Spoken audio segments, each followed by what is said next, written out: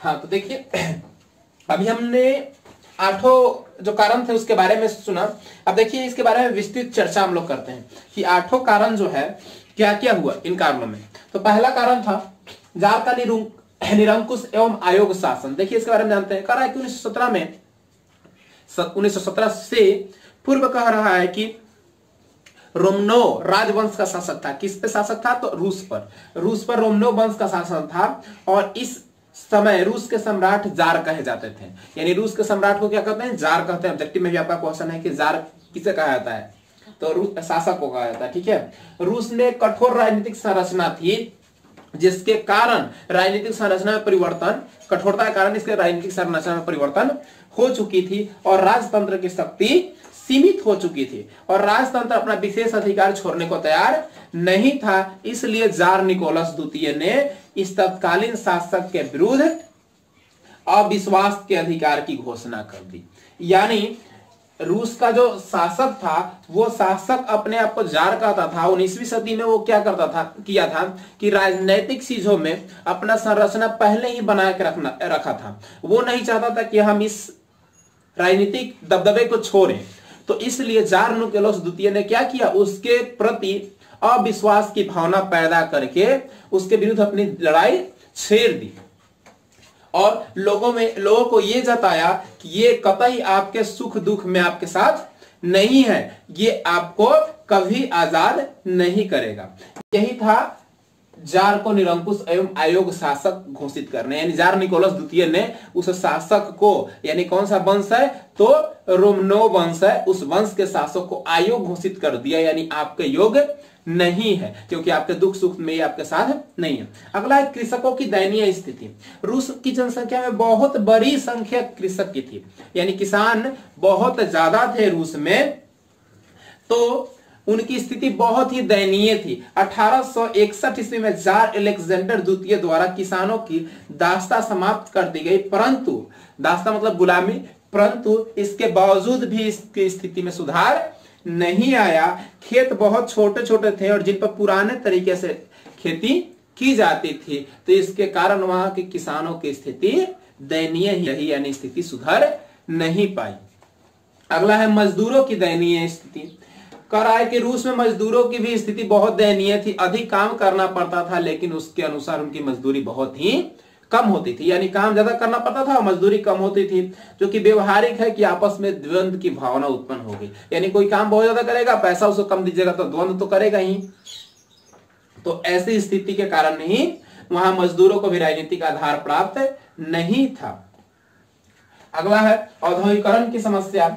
करा है कि रूसी औद्योगिकरण पश्चिमी पूंजीवादी औद्योगिकरण से भिन्न था। यानी पश्चिम देशों यानी इंग्लैंड वगैरह से यहाँ की जो औद्योगिकरण थी, उद्योग धंधे थे, जो कंपनियां थी, रोजगार थी, वो क्या थी? भिन्न थी। यहाँ कुछ ही क्षेत्रों में महत्वपूर्ण उद्योग का केंद्र था। यहाँ पे यानी रूस के कुछ ही भागों में जो कंपनियां फैक्ट्रियां लगी हुई थी, सभी जगह नहीं थी। यह राष्ट्रीय पूंजी का भाव था, यानी देश में पैसे की अभाव थी, इस कारण उद्योग का विकास नहीं हो पाया और इसलिए विदेशी पूंजीपति आर्थिक शोषण का बढ़ावा मिला। यानी विदेश से जो आगे कंपनियां लगाई हुई थी वो लोगों से ज्यादा काम करवाती थी और पैसा कम देती थी, इसी कारण औद्योगिकरण की भी समस्या यहाँ उत्पन्न हुई थी। अगला है रूसी करण की नीति। कह रहा है कि सोवियत रूस विभिन्न राष्ट्रीय देशों में से एक था। कह रहा है कि यहाँ मुख्यतः स्लाव जाति के लोग के अतिरिक्त फेन, पोल, जर्मनी, यहूदी आदि जाति लोग यहाँ भिन्न भिन्न भाषा बोलने वाले और भिन्न भिन्न रस्म रिवाज के थे। यानी कह रहा है कि रूसीकरण में बहुत सारे लोग जो अलग अलग भाषा, अलग अलग देशों से आकर बसे हुए थे, अलग अलग धर्म के मानने वाले थे।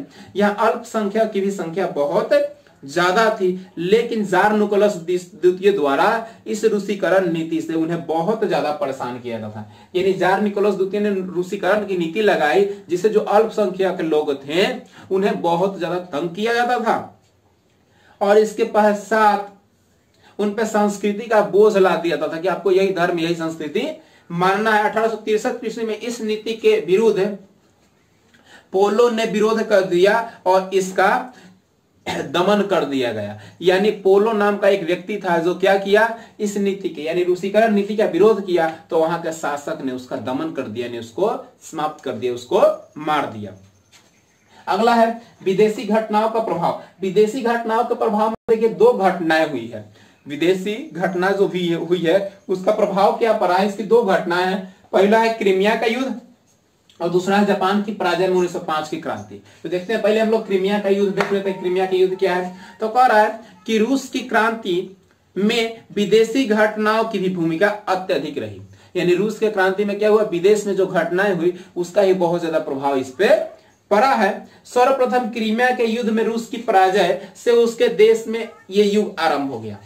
यानी कह रहा है कि पहला जो चीज हुआ वो क्या हुआ, सर्वप्रथम क्रीमिया के युद्ध में रूस की पराजय हो गई। यानी क्रीमिया से युद्ध लड़ा था 1904-05 में, उसमें क्या हो गया, रूस बुरी तरीके से हार गया। इसके पश्चात कर रहा है कि रूस जापान युद्ध में भी रूस की पहली पराजय हुई। यानी रूस जापान से भी लड़ा तो उसमें क्या हो गई, रूस की पराजय हुई। रूस उतना ताकतवर नहीं था, इसलिए क्या होता था, जिससे भी वो लड़ता था उसकी पराजय हो जाती थी। प्रथम विश्व युद्ध में बोल्शेविक क्रांति का मार्ग शुरू हुआ। यानी प्रथम विश्व युद्ध 1917 में बोल्शेविक जो क्रांति हुआ था, उसमें आप लोग जानते ही हैं कि प्रथम विश्व युद्ध 1914 से लेकर 1918 तक चला था, 4 वर्षों तक, ठीक है, जिसमें 37 देश भाग लिए थे, जिससे पूरा विश्व मित्र और धुरी राष्ट्रों में खंडित हो गया था।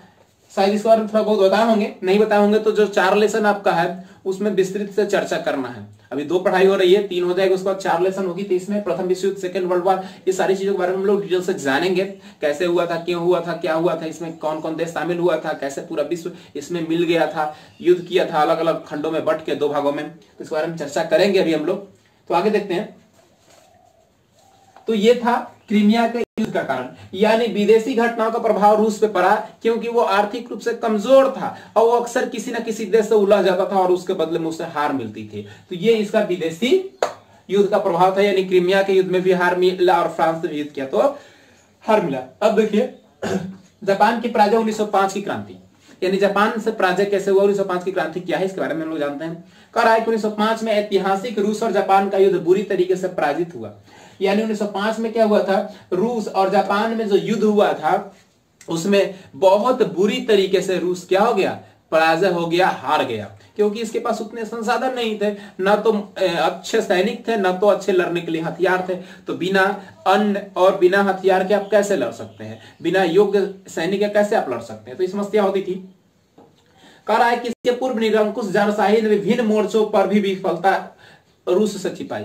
यानी जो उसकी सेना नायक थे उन्होंने बहुत सारी विफलता को अपने शासक से छिपाने का काम किया। इसी के कारण इसको लंबा प्रभाव तक इसको हार झेलना पड़ा। यानी जिससे भी लड़ता था उससे यह हार जाता था। अब घर का मुखिया बताएगा ही नहीं मेरी कमजोरी क्या है, अगर आपकी तबीयत खराब है बताइएगा नहीं कि मुझे क्या हो रहा है, ऐसे दवा खाइएगा तो ठीक थोड़ा होगा। वही हाल है कि रूस में अंदरूनी जो कमजोरी थी उसके जो सेना नायक थे उसने शासक से छुपाया। वस्तुतः कह रहा है कि पराजय कारण 1905 ईस्वी में रूस की क्रांति हो गई और 9 जनवरी 1905 में लोगों ने रोटी दो के नारे को लेते हुए, यानी 1905 में मतलब युद्ध से क्या होता है, किसी का भला नहीं होता है, तो वहां के नागरिकों ने 1905 ईस्वी में 9 जनवरी 1905 को रोड पर निकल गया प्रदर्शन करने के लिए। 1905 ईस्वी में रोटी दो का नारा देते हुए। पूछ सकता है कि 1905 में जो रूसी क्रांति हुई थी उसमें वहां के जनता द्वारा किस चीज की मांग के लिए क्या नारा था, तो नारा था रोटी दो। ठीक है, वो लोग प्रदर्शन करते हुए सड़क पर निकले और सेंट पीटर्सबर्ग स्थित महल की ओर गए, जहां पे जार के सैनिकों ने, ध्यान सुनिएगा, जहां पे जार के सैनिकों ने उन निहत्थे लोगों पर गोलियां बरसाई। और ये समय जो था वो पुराने कैलेंडर के अकॉर्डिंग 22 जनवरी का था। पुराने कैलेंडर के अकॉर्डिंग ये 22 जनवरी थी और हजारों लोगों को मौत के घाट उतार दिया। यानी रूस की सेना ने क्या किया, निहत्थे लोगों पर गोलियां बरसाई, इसमें हजारों लोग मारे गए। और ये नए कैलेंडर के अकॉर्डिंग, ये नए कैलेंडर के अकॉर्डिंग 22 जनवरी था और पुराने कैलेंडर के अकॉर्डिंग ये 9 जनवरी था, 9 जनवरी 1905।